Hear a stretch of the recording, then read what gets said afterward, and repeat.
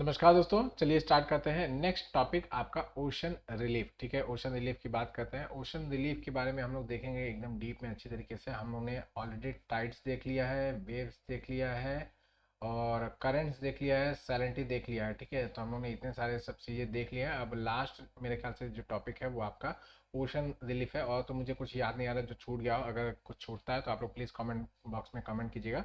मैं उसको यहाँ पे जल्द से जल्द वीडियो बना के अपलोड कर दूंगा। ठीक है, चलिए फटाफट से आगे बढ़ते हैं। फर्स्ट, ओशन रिलीफ क्या है? ओशन रिलीफ क्या है उससे कोई इंपॉर्टेंस नहीं। रिलीफ का मतलब ये होता है कि कोई भी कोई एक लैंड फॉर्म है तो उसके अंदर अलग अलग डिफरेंट टाइप्स ऑफ जो डायस्ट्रॉफिक चेंजेस होते हैं उनको कहा जाता है, या फिर डायनामिक चेंजेस जो होते हैं उनको कहा जाता है रिलीफ। मतलब पहाड़ एक रिलीफ है, मतलब माउंटेन्स एक रिलीफ है, प्लेटू रिलीफ है, प्लेन रीजन भी रिलीफ है। ऐसा नहीं कि वो अलग से है।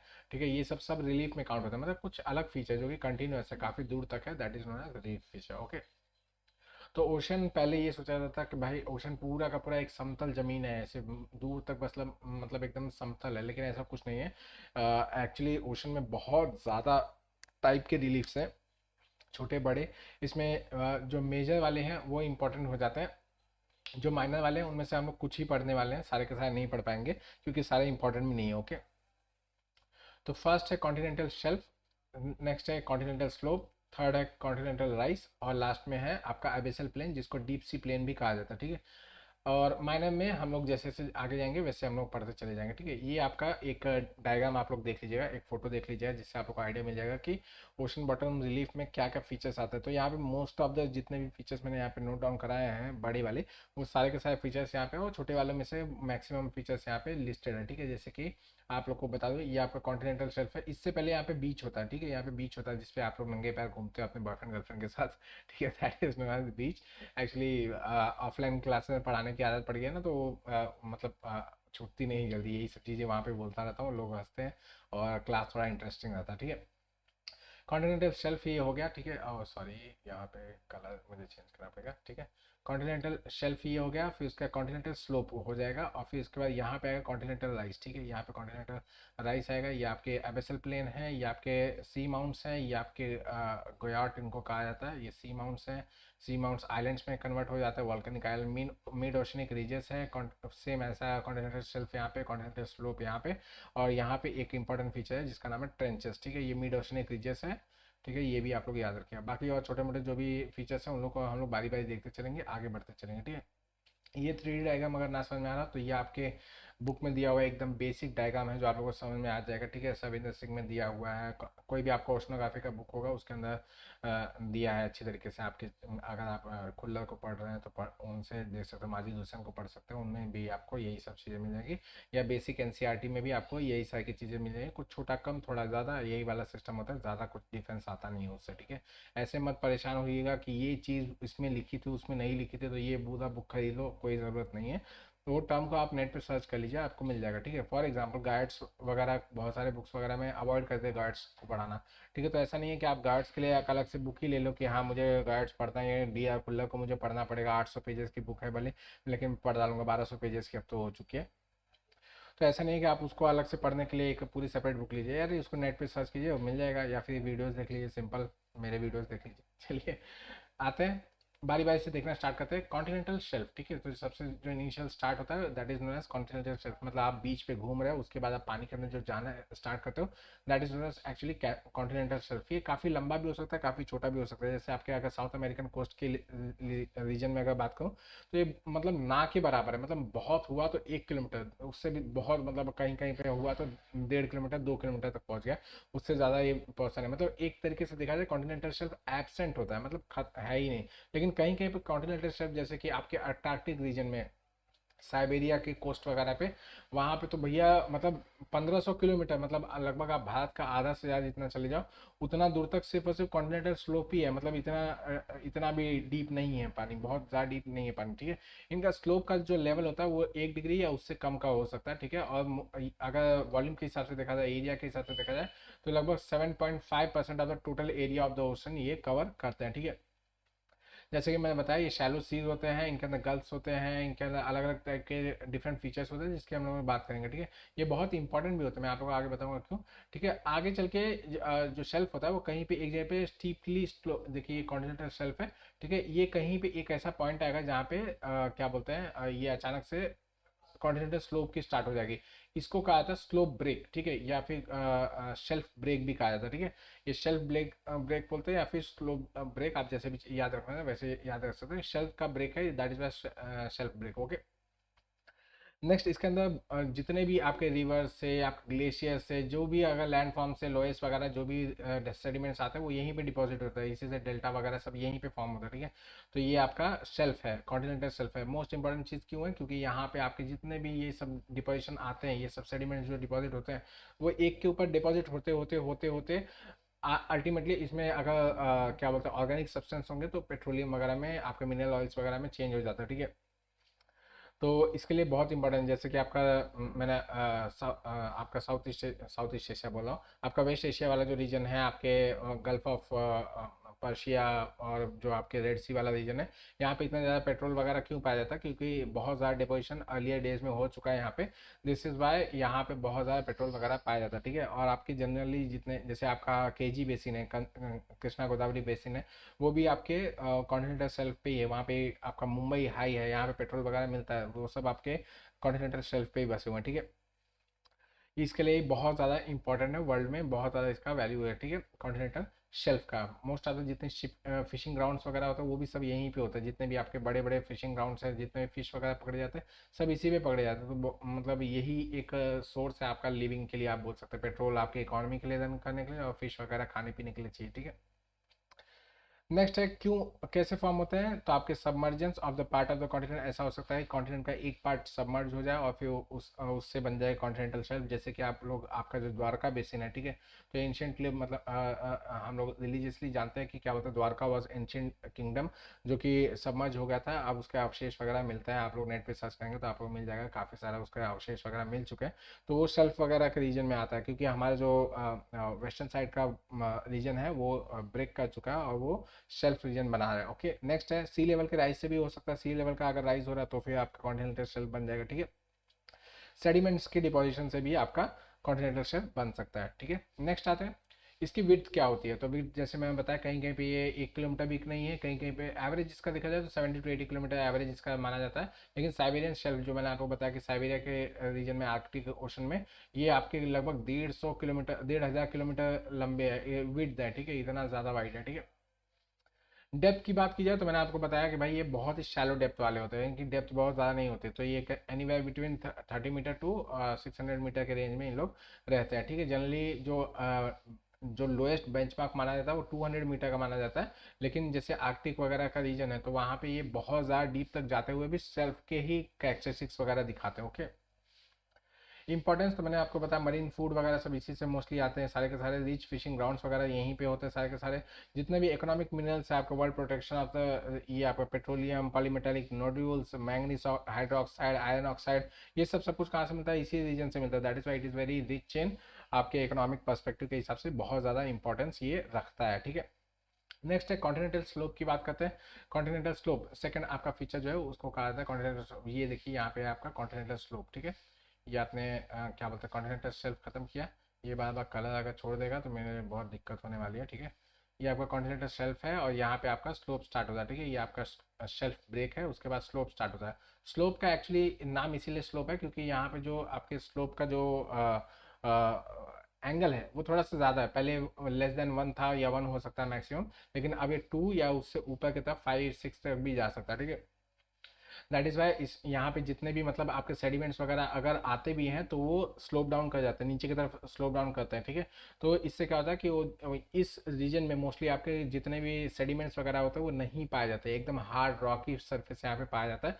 और इसके मतलब इस रीजन में अगर थोड़ा ऊपर की तरफ अगर हम लोग देखेंगे तो उस रीजन में आपके रीजेस वगैरह जो आपके कोरल रीफ्स के रीजन वगैरह रहता है वो सब यहीं पे पाया जाता है, ओके। जो आपके सेडिमेंट्स वगैरह जो ऊपर से, सपोज कीजिए ये स्लोप है, ठीक है, स्लोप से आपके सारे के सारे सेडिमेंट्स जो आ रहे हैं वो आपके नीचे जाके डिपॉजिट होता है, ठीक है, नीचे जाके डिपॉजिट होना स्टार्ट करते हैं। इस डिपॉजिशन को कहा जाता है कॉन्टिनेंटल राइज, ठीक है। इसका कहा जाता है कॉन्टिनेंटल राइज, क्योंकि ये एक तरीके से राइज दिखा रहा है ना, मतलब कॉन्टिनेंट खत्म हो गया, अब इसके बाद ये राइज हो रहा है, ठीक है। ये आपका स्लोप वाला जो रीजन होता है ये सिग्निफाई करता है कि भाई अब now we are on the verge of ending of continent, continent जहाँ पे खत्म होने वाला है उस रीजन को हम लोग पहुंच गए हैं, ठीक है। तो ये आपका कॉन्टिनेंटल राइज एक तरीके से आप समझ लीजिए वो बाउंड्री मार्क कर रहा है कि हाँ भाई यहाँ पे आपका कॉन्टिनेंट खत्म हो चुका है, ठीक है। इसका जो स्लोप लेवल होता है ये इतना उतना होता है, हालांकि ये सब याद रखने की जरूरत नहीं, इतना डीप में जाने की जरूरत नहीं है। जो इंपॉर्टेंट चीज़ है वो सब आप लोग बस नोट डाउन कर लीजिए, छोटे छोटे छोटे छोटे, हर चीज़ का एक एक डिग्री वगैरह याद करने की कोई ज़रूरत नहीं है, ओके। नेक्स्ट है, आगे चल के कॉन्टिनेंटल राइस आगे चल के ये एबिसल प्लेन में मिक्सअप हो जाएगा, ठीक है। एबिसल प्लेन में ये मिक्सअप हो जाएगा, और क्या बोलते हैं इसी से मतलब आगे चल के मतलब इसी ये प्लेन रीजन जिसको कहा जाता है आपका, सपोज कीजिए कि जैसे धरती पे आपका प्लेन रीजन होता है, उसको अगर आप पानी के अंदर ले जाए तो उसको एबिसल प्लेन कहा जाता है। एबिसल का मतलब क्या होता है, एबिस ABYSS का मतलब अगर आप गूगल करोगे तो आपको पता चलेगा ऐसा अंधेरा कुआं, या फिर मतलब जिसका आपको एंड नहीं दिख रहा है, ठीक है, जिसका एंड नहीं दिख रहा हो that is known as abyss, ठीक है। तो एबिसल प्लेन ऐसा प्लेन रीजन है जहाँ पे हम लोग कुछ देख नहीं सकते, आगे पूरा का पूरा अंधेरा है, एकदम घना अंधेरा है, ठीक है, इसको कहा था एबिसल प्लेन, ठीक है। नेक्स्ट, डीप सी प्लेन को ही एबिसल प्लेन कहा जाता है, ठीक है। तो उसके बारे में हम लोग पढ़ ले रहे हैं, और ये क्या है, फ्लैटेस्ट ऑफ द पूरे के पूरे वर्ल्ड में अगर सबसे फ्लैटेस्ट वगैरह कुछ देखा जाए तो ये एबिसल प्लेन है। बहुत ही ज़्यादा क्या बोलते हैं फ्लैट होता है, और ये लगभग 3 किलोमीटर से लेकर 4 किलोमीटर के रीजन में आता है, और maximum area of the ocean का जो ये है यही ऑक्यूपाई करता है, लगभग 40% से ज़्यादा का ये क्या बोलते हैं एरिया ऑक्यूपाई करता है। इनका डेप्थ जैसे मैं बताया 3 किलोमीटर से 4 किलोमीटर में बोला, यहाँ पे 6 किलोमीटर लिखा हो तो आप लोग 6 मार्क कर लीजिएगा, हालांकि मैंने जो पढ़ा था 3 से 4 ही था, ठीक है। इनके ऊपर fine grain sediments like clay silt वगैरह का पूरा भरमार रहता है। आप लोग ने अगर नेशनल ज्योग्राफी या डिस्कवरी वगैरह पे आप लोगों ने देखा होगा तो मतलब वाटर के अंदर वाला तो ये प्लेन ही रीजन है जहाँ की बात हो रही है, ठीक है। Next, oceanic deeps and trenches की बात की जाए तो यहाँ पे आप लोगों को ट्रेंचेस दिखाता हूँ। ये देखिए आपका ये जो लैंडफॉर्म है ये ट्रेंच कहा जाता है, ठीक है। ये लैंडफॉर्म जो है वो ट्रेंच है। एक्चुअली एक और चीज़ आप लोगों को यहीं पे बताना चाहूँगा, जहाँ पे कॉन्टिनेंटल राइज होगा, ये देखिए कॉन्टिनेंटल राइज है, उसके पास में ट्रेंच नहीं होगा, ठीक है। और जहाँ पे ट्रेंच होगा वहाँ पे कॉन्टिनेंटल राइज नहीं होगा। देखिए यहाँ पे कॉन्टिनेंटल राइज नहीं है, यहाँ पे ट्रेंच है। क्यों? क्योंकि जो सेडिमेंट्स आपके आ रहे हैं वो सीधा ट्रेंच के अंदर घुस जाते हैं, ठीक है। दैट इज वाई यहाँ पे कॉन्टिनेंटल राइज नहीं बनने वाला, और ये सीधा के सीधा ट्रेंच ही बना रह जाएगा, ठीक है।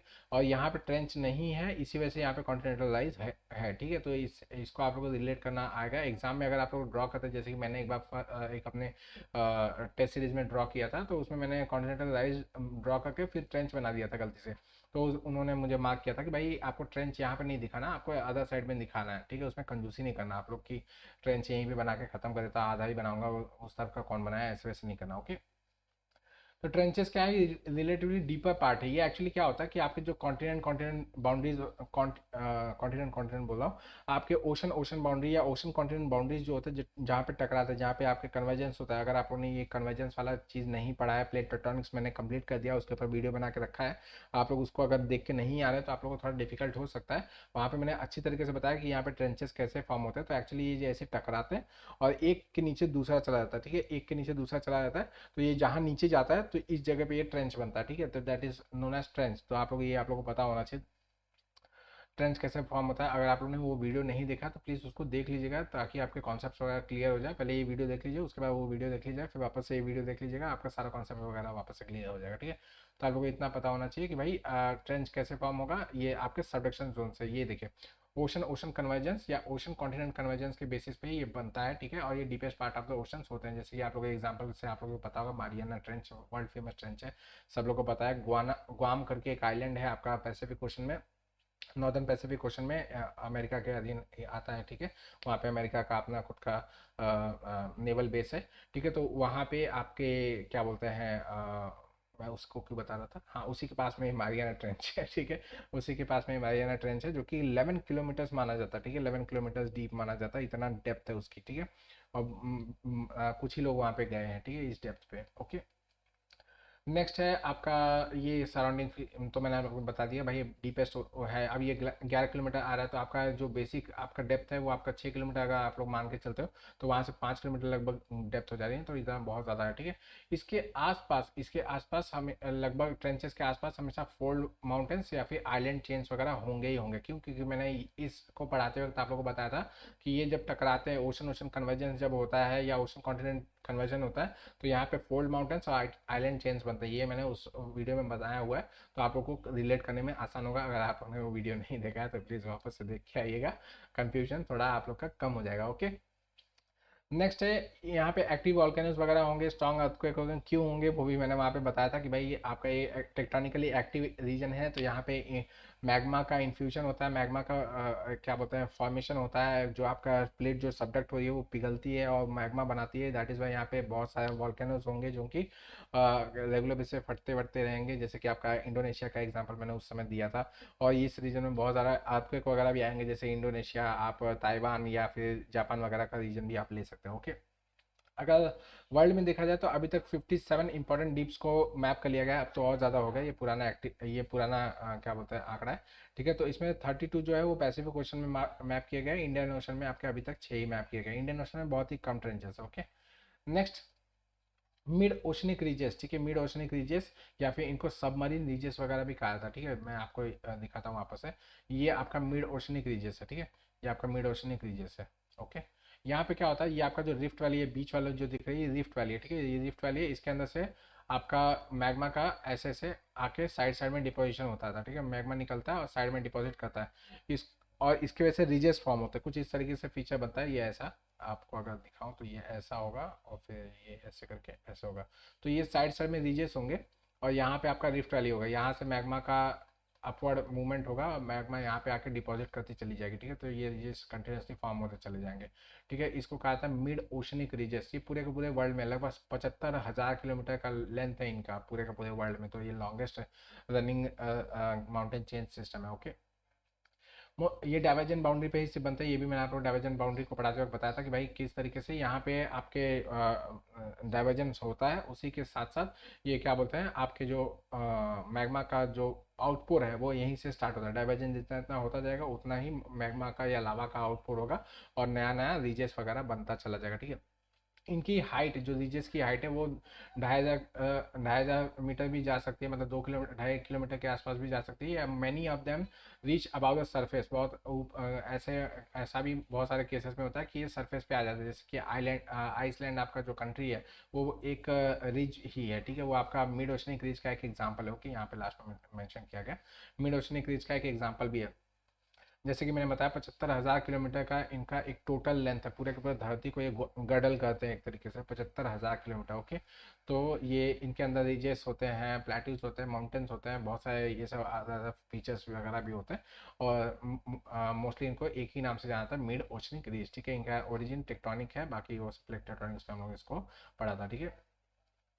नेक्स्ट नेक्स्ट आते हैं एबिसल हिल्स, ठीक है। एबिसल मैंने आपको बताया था, एबिसल का मतलब ऐसा एरिया जहाँ पे हम लोगों को कुछ दिखाई नहीं दे रहा, अंधेरा है, ठीक है, गुप्त अंधेरा, दैट इज एबिस।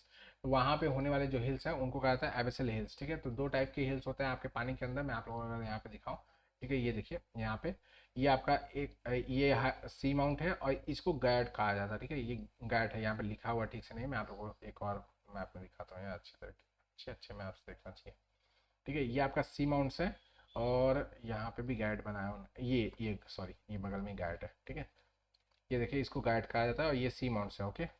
तो सी माउंट्स का मतलब ये होता है कि वो माउंटेनिक टाइप के दिखते हैं, ठीक है। ये माउंटेनिक टाइप के होते हैं, मतलब आपका उनका पीक जो होता है कुछ इस तरीके से होता है। लेकिन जो गाइड्स होते हैं वो ऊपर फ्लैट टॉप्ड होते हैं, इनके ऊपर फ्लैट होता है, ठीक है। मैनी रीजन्स की वजह से हो सकता है आइस एज के दौरान ये पूरे के पूरे स्क्रबल हो चुके हैं, मतलब स्क्रब किए कर दिए गए हों ग्लेशियर्स की वजह से। ऐसा भी हो सकता है, बहुत सारे रीजन्स हो सकते हैं। बट ये गाइड्स जो होते हैं वो उनके जो टॉप होते हैं वो कभी फ्लैट होते हैं, ठीक है, एकदम टेबल टॉप फ्लैट होते हैं। और जो माउंटेन्स होते हैं वो ऐसे कुछ होते हैं। दैट इज वाई इनको कहा था सी माउंट्स, और इनको कहा था गाइड्स, ठीक है। ठीक है, बहुत ज़्यादा इसके अंदर डीप में जाने की जरूरत है, बस आप लोगों को पता होना चाहिए, ठीक है। एक आगे एग्जाम्पल वगैरह आप लोग देखना चाहें तो आप लोग देख सकते हैं, ठीक है। नेक्स्ट, सबमरीन कैनन्स, तो ऐसा भी होता है कि कैनन्स, कैनन्स क्या होता है, तो जो रिवर होती है वो कभी भी अगर बहुत डीप वैली कट करके जाती है तो उसको कैनियन कहा जाता है, ठीक है। पहले वैलीज होते हैं, I shape valley, V shape valley, U shape valley, फिर उसके बाद और भी बहुत डीप जब होता है तो उसको कैनियंस कहा जाता है, ठीक है। Really sorry. यहाँ पे अगर आप लोगों को दिखाऊं तो यहाँ पे ये जो दिख रहा है आप लोगों को, ये जो आप लोगों को दिख रहा है, एक सेकंड ना, ये बार बार ऐसा करना के मजबूर कर रहा है, इसको कहा था कैनियंस, ठीक है। ये कैनियंस है, ठीक है। यहाँ पे आप लोग एग्जांपल में देख सकते हैं कि एक रिवर ऐसे चली आ रही है, वो रिवर आपका पूरा का पूरा एक डेप्थ तक आपका चली आ रही है, और ये पूरा का पूरा एक बड़ा सा फनल शेप कट करके रखता है, ठीक है। तो फनल शेप कट करके रखता है, इसको कहा जाता है कैनियंस, ठीक है। इसी के अंदर रिवर्स आती है, यहाँ से ऐसे रिवर आएगी और इसी के अंदर फ्लो करेगी, तो ये बड़ा सा डीप वैली कट करती है, पानी के अंदर है, लेकिन ये पानी के अंदर डीप वैली कट कर रही है, दैट इज वाई इसको क्या बोलते हैं, कैनियंस वगैरह कहा जाता है, या फिर सबमरीन कैनियंस कहा जाता है, ठीक है। एग्जाम्पल हडसन कैनन है जो कि आप लोग याद रख सकते हैं। कैनियन क्या है वो मैं आप लोगों को समझा चुका हूँ, तो और इसमें जाने की जरूरत नहीं, बहुत ज़्यादा डीप में हर चीज़ को जानने के लिए बस एग्जाम्पल आपको पता होना चाहिए, उसका डेफिनेशन आप लोगों को पता होना चाहिए क्या है कैसे है, बस उतना ही जान लिया बहुत ज़्यादा हो गया, ठीक है। नेक्स्ट एक और फीचर देखते हैं जो कि आपका सबमरीन मतलब आपके ओशन बॉटम रिलीफ से रिलेटेड है, वो है एटॉल, ठीक है। हम लोग जब कोरल रीफ्स को अच्छे तरीके से पढ़ेंगे तो मैं आपको तीनों स्टेजेस बताऊंगा कि कैसे फ्रिंजिंग रीफ होता है, फिर बैरियर रीफ होता है, और फिर उसके बाद आपका एटॉल बनता है। ये तीनों मैं आप लोगों को वहाँ पे कोरल रीफ में बताऊंगा इकोलॉजी वाले प्ले लिस्ट में। लेकिन यहाँ पे आप लोग समझ लीजिए कि एटॉल जो है ये भी आपका ओशन बॉटम रिलीफ के अंदर एक काउंट किया जाता है, ठीक है। इसके अलावा भी और दो तीन फीचर्स हैं जो काउंट किया जाता है, उनके बारे में बात की जाएगी। लेकिन एटॉल एक प्राइम फीचर है जो कि बहुत ज़्यादा इंपॉर्टेंस रखता है, ये एटॉल है, ठीक है। आप लोग देख सकते हैं आपका जो क्या बोलते हैं लक्षद्वीप आइलैंड है या मालदीव आप लोग पकड़ लीजिए, ये सब एटॉल्स ही हैं, ठीक है, ओके। तो ये इसी तरीके से होता है, ये साइड साइड में जो आप सर्कल देख रहे हैं ये एक क्या बोलता है कोरल करके एक जानवर होता है, उसके रीफ के वजह से ऐसा बनता है, और बीच में एक लागून हो सकता है, ठीक है। इसका एक इनलेट हो सकता है या फिर नहीं भी हो सकता है, many a times this get close, बहुत सारे टाइम पे ऐसा होता है ये क्लोज हो जाता है, लोग यहाँ पे क्या बोलते हैं नारियल के तेल, नारियल का पेड़ वगैरह उगाते हैं, ये सभी चीज़ें होती है। ये लगून रीजन रहता है मोस्टली, ठीक है। और बाकी ऐसा कुछ अल्टीमेटली क्या होता है, ये लगून भी पूरा का पूरा फिल्ड हो जाता है आपका सेडिमेंट से, और ये एक ज़मीन बन जाता है, आइलैंड बन जाता है, ठीक है। तो ये आपका एटॉल है, ठीक है। इसके अलावा तीन और फीचर्स हैं जो कि हम लोग ओशन बॉटम रिलीफ में नहीं काउंट करते हैं, बट ओशन रिलीफ में ये काउंट किया जाता है, ठीक है। बैंक, शोल और रीफ, ठीक है, ये सब यहीं पे बता देता हूँ। बैंक क्या होता है, जैसे कि ग्रैंड बैंक, ठीक है, एग्जांपल में आप लोग देखें डॉजर बैंक, ये सब क्या है, ऐसे रिलीफ फीचर्स है जो कि मतलब कॉन्टिनेंटल शेल्फ पे ही है, लेकिन यहाँ पे फिशिंग बहुत ज़्यादा होती है, ठीक है। दैट इज़ वाई इनको क्या बोलते हैं ये मतलब they are part of actually continental shelf, ये कॉन्टिनेंटल शेल्फ की पार्ट है, ये अलग से कोई अलग से फीचर नहीं है। ये बैंक जो होते हैं इनको सिर्फ इसीलिए कहा जाता है क्योंकि यहाँ पे फिशिंग बहुत ज़्यादा होती है, ठीक है। तो फिशेस का बैंक एक तरीके से आप बोल सकते हैं कि यहाँ पे फिशेस वगैरह बहुत ज़्यादा आते हैं, that is why they have been named, अलग से कुछ नाम दे दिया गया बैंक करके, ठीक है। तो ये ऐसा है। शोल क्या होता है, समटाइम इट हैपन्स कि आपका जो कॉन्टिनेंटल शेल्फ है ऐसे से कहीं पे ख़त्म हो रहा है, और फिर अचानक से कॉन्टिनेंटल शेल्फ ज़रा सा राइज करता है और ये पानी का थोड़ा सा लेवल पे ऐसे टच करके जाता है, ठीक है। ये पानी का लेवल है यहाँ पे जस्ट टच करके जाता है। आपने कहो ना प्यार है मूवी देखी होगी, या बहुत सारी मूवीज में आप लोग देखते हैं कि हीरो हीरोइन इसी पे दौड़ते रहते हैं, यहाँ वहाँ हाथ पकड़ के ये सब भागते भागते रहते हैं, इसको शोल कहा जाता है, ठीक है। इसको शोल कहा जाता है, यही आपका शोल है, ठीक है। ये just rise about the water, और ये डिफिकल्ट मतलब ये आपके एक प्रॉब्लमेटिक होता है आपके नेविगेशन के लिए, यहाँ पे कोई भी अगर शिप वगैरह रात वगैरह का अंधेरे वगैरह में आए तो यहाँ पे टकरा सकती है, दैट इज़ वाई जनरली इस रीजन में एक कोई भी लाइट हाउस वगैरह कंस्ट्रक्ट कर दिया जाता है कि भाई ये जगह पे मत आओ नहीं तो फिर टकरा जाओगे, ठीक है। नेक्स्ट है रीफ, ठीक है। ये आपके कोरल का ही फॉर्म है, तो मैंने आपको बताया कि फ्रिंजिंग रीफ, बैरियर रीफ और क्या बोलते हैं आपका एटॉल, में उसमें बताऊंगा, लेकिन आपको बता दूं कि रीफ जो है जस्ट लाइक आपका एटॉल जो है, एटॉल पूरा का पूरा एक सर्कल बनाता है, लेकिन रीफ क्या होता है एक स्ट्रेट लाइन की तरह होता है, ठीक है। एक लंबे रीफ की तरह, जैसे ग्रेट बैरियर रीफ आपका जो ऑस्ट्रेलिया का जो आपका वेस्टर्न कोस्ट है, ईस्टर्न कोस्ट है सॉरी, वहाँ पे ऐसे ग्रेट बैरियर रीफ बड़ा सा बना हुआ है, ठीक है। ये पूरा का पूरा रीफ है, तो यहाँ से कोई भी फिशेस मतलब कोई भी जो बड़े कार्गो शिप्स है वो यहाँ पे आ नहीं पाता है, ठीक है। ये बैरियर की तरह एक्ट करता है, इस रीजन में पानी का कमी आता है, ये लेगून की तरह एक्ट करता है, यहाँ पे पानी का रीजन कम आता है, यहाँ पे जो अगर कहीं पे इनपुट्स वगैरह इनलेट्स वगैरह होगा भी तो भी ये आ नहीं सकते यहाँ से, क्योंकि यहाँ पे पानी का छिछलापन रहता है, तो यहाँ पे छोटे छोटे फिश बोट्स वगैरह ही जा पाते हैं, ठीक है। इतना हो गया ओशन बॉटम रिलीफ। इससे ज़्यादा आप लोग को ओशन रिलीफ के अंदर कुछ भी नहीं आने वाला, चाहे जहाँ से भी उठा लो, कोई क्वेश्चन उठा लो। हालांकि क्वेश्चन मुझे इसमें इंक्लूड करना था कि कौन सा क्वेश्चन था, कौन से साल में आया था। 2014 में मेरे ख्याल से क्वेश्चन आया था ओशन बॉटम रिलीफ के ऊपर। तो आप लोग उसको देख सकते हैं और अटैम्प्ट भी कर सकते हैं अपने साथ में। बाकी अगर आप लोग चाहेंगे कि मैं चेक कर दूँ तो प्लीज़ आप लोग मुझसे कॉन्टैक्ट कर लीजिएगा। बहुत सारे डिटेल्स मैंने कमेंट बॉक्स में कमेंट बॉक्स में बोला, डिस्क्रिप्शन में लिस्ट करके रखा है कॉन्टैक्ट डिटेल्स, तो आप लोग वहाँ पे जाकर मुझसे बात कर सकते हैं। चलिए नेक्स्ट वीडियो में मिलेंगे जल्द ही, तब तक ऐसे प्ले लिस्ट को पढ़ते रहिए, अपने बैकलॉग्स जो है उसको कंप्लीट करते रहिए। चलिए बाय।